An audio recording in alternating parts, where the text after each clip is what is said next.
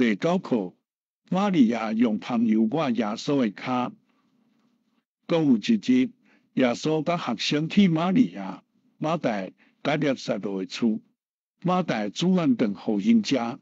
列撒罗，耶稣甲学生坐底食饭，马大捧食物来互因食。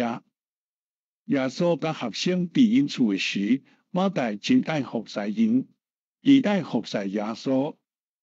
玛利亚真疼耶稣，总是伊无服侍伊。马大捧食物来服侍，伊捧食物来的时，玛利亚在听耶稣讲话。耶稣甲伊的学生食饭的时，玛利亚摕一斤真贵的香油来。香油真贵，买一斤香油爱真侪钱。总是玛利亚爱服耶稣。耶稣在食饭的时，玛利亚摕一斤香油抹耶稣的脚，香油的香抹出来。玛利亚用伊家己的头毛拭耶稣的脚。耶稣在食饭的时，玛利亚用头毛拭伊的脚。玛利亚用头毛拭耶稣的脚，因为伊真疼耶稣。伊用香油抹耶稣的脚，也用头毛拭脚，互耶稣通知影伊真疼伊。耶稣的一个学生无爱玛利亚用香油抹耶稣的脚。这个学生的名是犹大。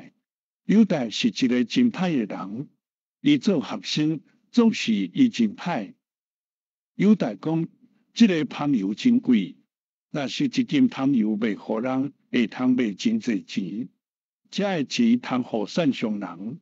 犹大伊是实在爱帮助善良人，伊家己爱偷摕钱，伊不管耶稣所用的钱，伊爱偷摕钱。耶稣甲犹大讲，互玛利亚安尼做，伊用香油抹我的脚，用头毛拭我的脚，因为伊疼我。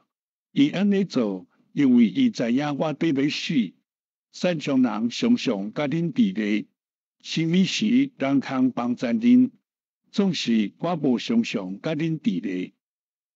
有真大群的人来，因为因听讲耶稣伫列撒罗的厝内。因爱看耶稣，因为伊互列撒罗保我。总是有几若个犹太真大的人也来，因是叫做祭司头。这个祭司头真受气，因为真人听耶稣。祭司头爱杀耶稣，因也想要杀列撒罗，因无爱人信耶稣。看约翰第12章第1节到第10节。